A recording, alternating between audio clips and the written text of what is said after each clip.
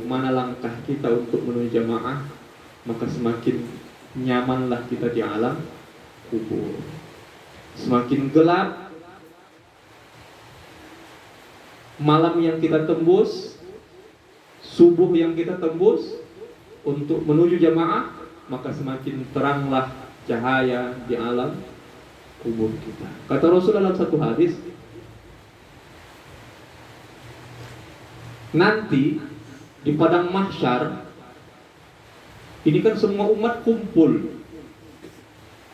dari Nabi Adam, Idris, Nuh, Soleh, sampai Muhammad sallallahu alaihi wasallam. Kumpul semua, miliaran umat manusia. Maaf, tidak sehelai benang pun yang sangkut.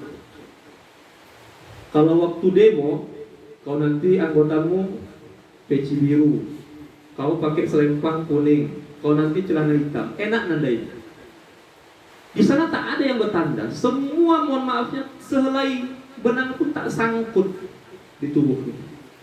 Lalu bertanya sahabat sama Rasul, bagaimana engkau nanti membedakan mana umatmu dan mana yang bukan umatmu? Kata Rasul sallallahu alaihi wasallam, tanda umatku nanti yang bisa kupanggil, yang bisa kuajak, yang bisa menerima syafaatku, yang bisa kuajak meminum telaga haud itu, yang disediakan Allah Subhanahu wa taala spesial khususan untuk umat Muhammad, nanti ada cahaya di keningnya. Bagaimana sifat cahaya itu Rasul? Kata sahabat, kata Rasul, seandainya di tengah malam gelap gulita ada orang yang di kepalanya matahari, ada lampu, ada pelita di keningnya, maka itulah gambaran umatku nanti. Dari 1000 kilometer pun jauh di sana, di batas padang mahsyar sana, maka Rasul tetap bisa menandai mana umatku, mana yang tidak. Dari mana? Dari kekuatan wudunya, dari kekuatan sujudnya. Maka ada tanda sujud di kening ini, alamatus shalah. Tapi bukan yang hitam ini. Ini hitam kalau jendutkan ke hitam ini. Ambillah batu bata tuh gini. Tak usah pala sebulan, seminggu dah bakal ada kok perkara itu. Tapi alamatus shalah yang dimaksud di situ adalah cahaya yang memancar di padang mahsyar nanti. Semakin kuat sujudnya, semakin teranglah seperti cahaya matahari. Redup sikit, macam lampu. Redup sikit, macam puntung rokok. Masing-masing sesuai dengan kekuatan sujudnya. Maka ketika kita ingin menjadi umat Rasul yang bisa ditemukan Rasulullah di padang mahsyar nanti, di tengah-tengah kerumunan miliaran umat manusia itu, yang semua memohon, kalau bisa ada yang menyelamatkanku ya Allah, tolonglah. Umat Nabi Adam dijumpainya Nabi, kata Adam, aku tak bisa kasih syafaat. Kenapa? Aku sudah melanggar perintah Allah dulu di surga, makan buah khuldi. Tak sanggup aku melawan iblis, akhirnya aku jatuh. Nuh, datang umat kepada Nabi Nuh, tolong kasihkan syafaat sama kami biar selamat kami di padang mahsyar. Kata Nabi Nuh, aku sudah gagal. Aku selamatkan sebagian umatku naik kapal, yang lain ku tinggalkan tenggelam. Nabi Musa tak bisa juga ngasih syafaat. Berapa umat adalah yang selamat? Isa malu, aku malu, kata Isa. Kenapa? Aku disembah orang tu di dunia, dijadikan orang tu aku Tuhan. Padahal sudah ku bilang, aku bukan Tuhan, aku bukan anak Tuhan, tapi tetap disembah orang tu aku di dunia. Malu aku menghadap Allah. Jadi bagaimana ini? Jumpai Nabi terakhir, Muhammad sallallahu alaihi wasallam.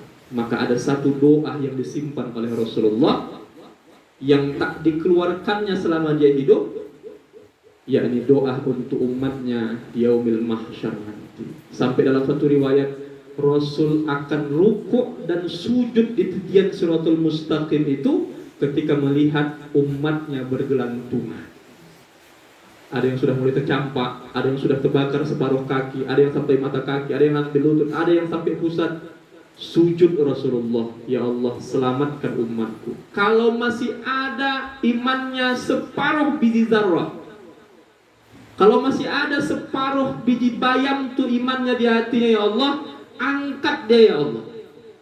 Diselamatkan oleh Allah, diangkat dari neraka jahanam. Atas apa? Atas syafaat Rasulullah. Kata Rasul, aku dan umatku nanti masuk surga bukan karena ibadahnya. Sahabat heran, jadi engkau nanti masuk surga bukan karena amalmu Rasul? Tidak, kata Rasul. Padahal tidak ada orang yang lebih baik amalnya dibanding Rasul. Rasul sholat malam bengkak kakinya. Kita bengkak juga kaki kita, tapi tak ketahuan entah bengkak kenapa.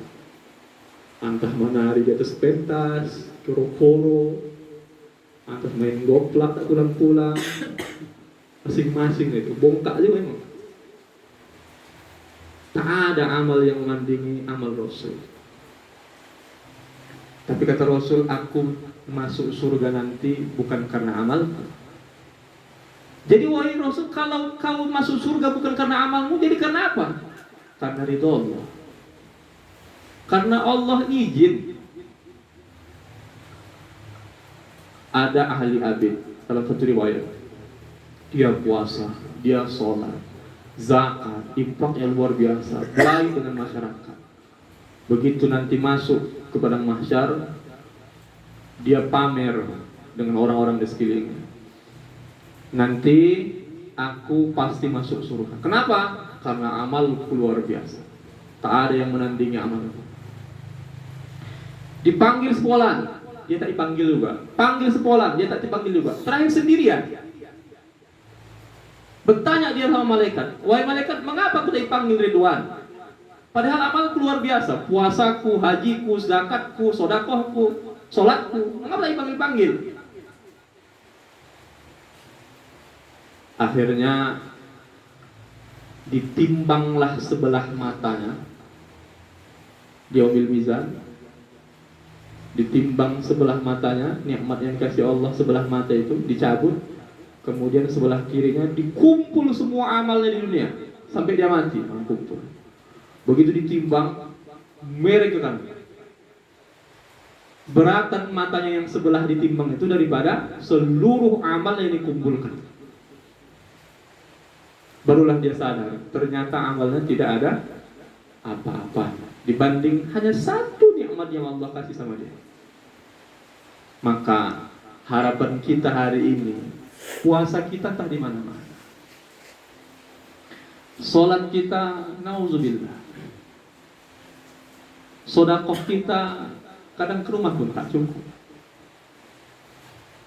kebaikan kita, wallahu a'lam. Apa yang kita harapkan untuk mendapatkan pintu surga Allah? Kita mau berbuat baik sama orang tua kita. Ridallahi fi ridal walidain, sukhtullahi fi sukhtul walidain. Al-jannatu tahta damil ummahat, kata Rasul. Salah satu pintu surga itu di bawah telapak kaki ibu. Usahakanlah hari ini kita membahagiakan ibu kita, membahagiakan orang tua kita. Usahakan tak menyusahkan, tidak, alhamdulillah. Bagaimana kita mengharap surga itu dari ibu kita, dari sedekah kita. Itu tadi yang saya bilang. Ke rumah pun kadang payah, apalagi ke rumah orang. Puasa kita, usahakan yang sunnah. Yang wajib itu pun 5 tahun yang lalu ada tinggal, sampai sekarang tak ganti-ganti. Usahakan yang sunnah. Yang belum terganti pun tak terganti. Lalu kalau ditanya sama kita pede hari ini, aku kan beriman, aku masuk surga. Memang masuk surga, tapi singgah dulu di neraka. dijemur dulu, dicelup, airkan lagi, oh masih ada karatnya, celup lagi, cari lagi, masih banyak karatnya, celup lagi, entah berapa kali celup. Satu hari di neraka jahanam, ukuran waktu di dunia ini 1 tahun. Hadisnya sahih. Satu hari kita tinggal di neraka, ukuran dunia ini 1 tahun. Jadi ketika kita dicelup ke neraka jahanam, bayangkan berapa hari di akhirat, berapa tahun lamanya kita di dunia. Makanya aneh luar biasa, mohon maaf. Ada hari ini kita lihat celotehan-celotehan di media massa yang sudah nantangi masuk neraka, mau berjumpa artis,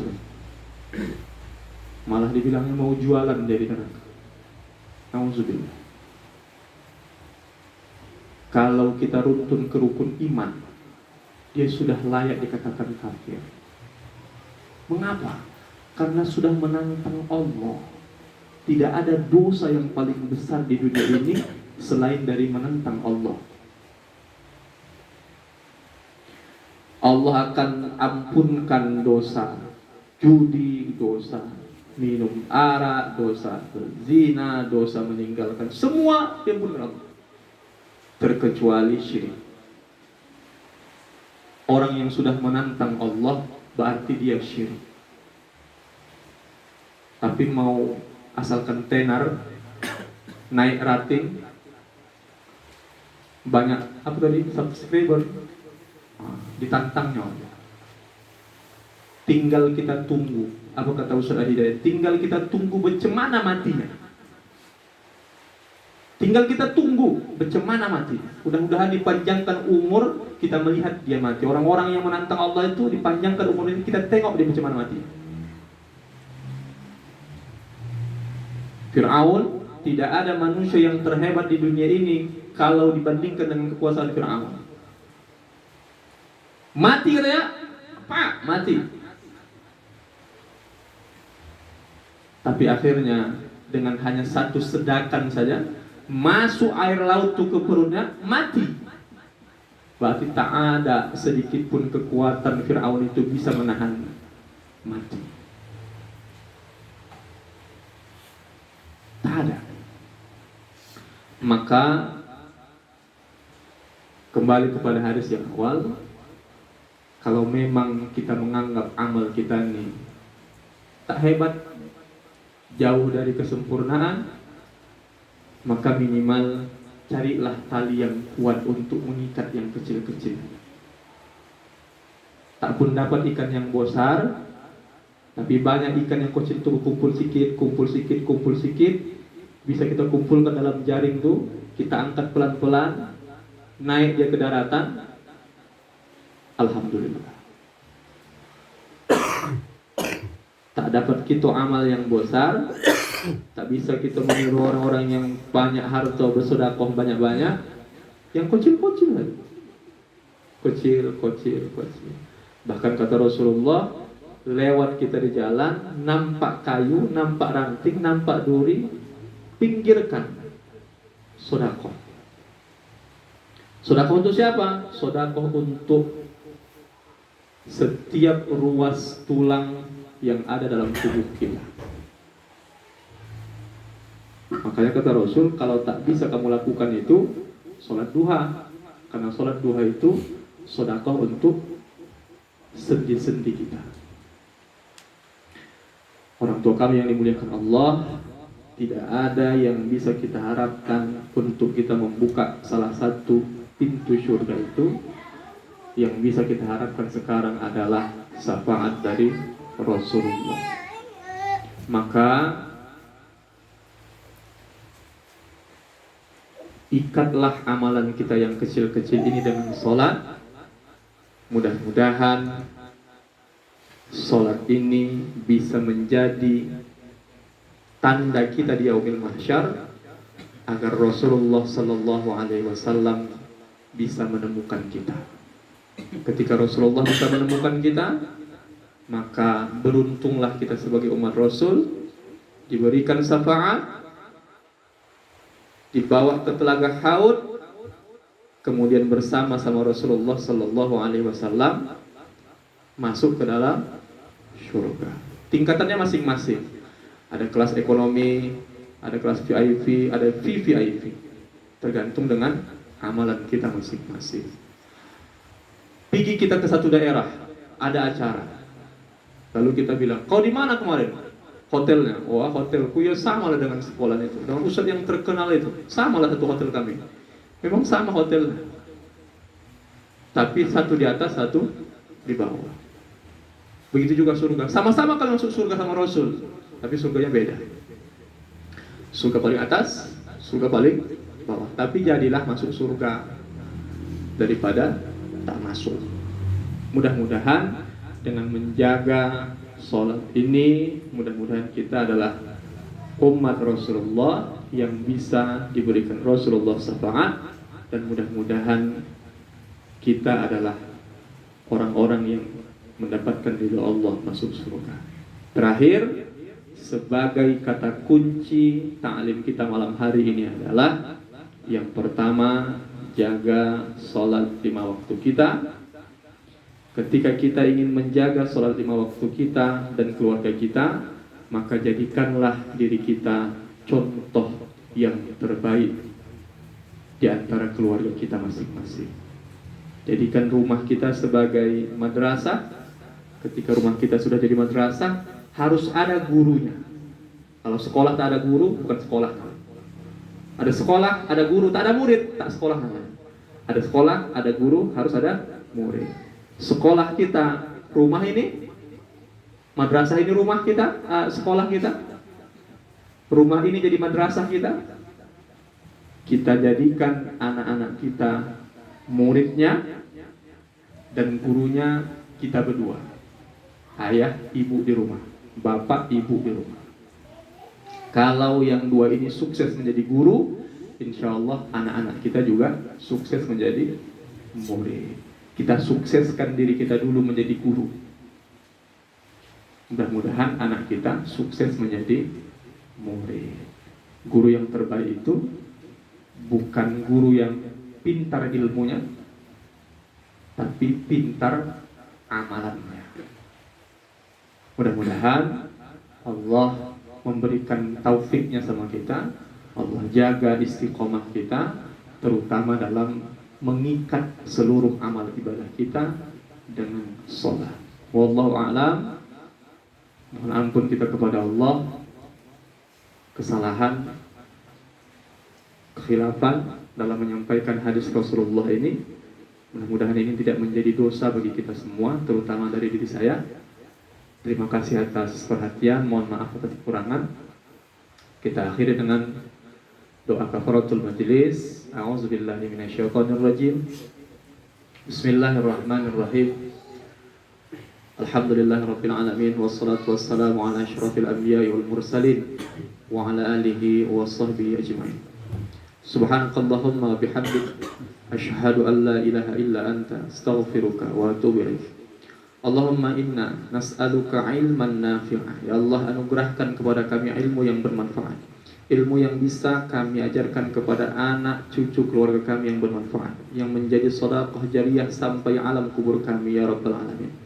Ya Allah, lapangkan kami dalam mencari rezeki yang halal yang baik, yang bisa kami berikan kepada istri kami, kepada anak kami, dari harta yang barokah menjadi langkah yang barokah, lisan yang barokah, pendidikan yang barokah, ilmu yang barokah. Jauhkan kami dari harta yang tidak barokah ya rabbal alamin. Ya Allah, izinkan kami istiqomah untuk sholat 5 waktu. Kalau hari ini ya Allah begitu banyak halangan, rintangan yang ada pada diri kami sehingga kami payah melaksanakan sholat 5 waktu itu ya Allah. Kami mohon ya Allah, jauhkan rintangan halangan itu dari kami ya rabbal alamin. Ya Allah, jadikan istri kami menjadi guru yang terbaik dari anak-anak kami, yang bisa mencontohkan bagaimana sholat yang baik, bagaimana taharah yang baik, bagaimana berlaku yang baik. Ya Allah, jadikan anak-anak kami muqimas sholat, anak-anak yang taat mendirikan sholat ya Rabbal Alamin. Ya Allah, jadikan pula diri kami, suami-suami ini, ayah dari anak kami, orang-orang yang bisa menjadi tauladan dalam istiqomah melaksanakan sholat. Ya Allah, izinkan selagi tangan kami masih bisa membopong tangan mereka ke masjid, izinkan tangan ini membopong mereka ke masjid ya Rabbal Alamin. Ya Allah, ketika kau izinkan kaki ini melangkah mengarah masjid, membawa mereka, menggendong mereka, ya Allah, berikan kelapangan waktu, kesempatan, kesehatan bagi kami ya Allah, di waktu-waktu sholatmu ya Allah, untuk membawa anak-anak kami berjamaah di masjid-masjid, musolah-musolah kami ya Rabbal Alamin. Ya Allah, jadikan hati ini lapang ya Allah, menerima cahaya ilmu, beriman kepadamu, beriman kepada Al-Quran, beriman kepada hadis Rasulmu ya Rabbal Alamin. Ya Allah, jauhkan kami dari kebusukan hati, jauhkan kami dari rasa berburuk sangka terhadap takdirmu ya Allah.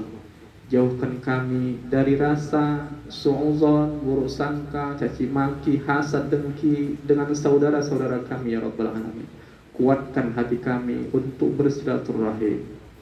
Timbulkan, lahirkan rasa mahabbah, cinta kasih sayang di antara kami sesama muslim. Ya Allah, jauhkan kami dari perpecahan ya Rabbal Alamin. Jauhkan kami dari perpecahan ya Rabbal Alamin. Jauhkan kami dari perpecahan ya Rabbal Alamin. Rabbana taqabbal amalina salih fi hadhal layl, fi hadhil layl, fi hadhil bait, برحمتك يا أرحم الراحمين. ربنا آتنا في الدنيا حسنة وفي الآخرة حسنة وقنا عذاب النار. وصلى الله وسلم على محمد وعلى آله وصحبه أجمعين والحمد لله رب العالمين. اللهم صل على سيدنا ونبينا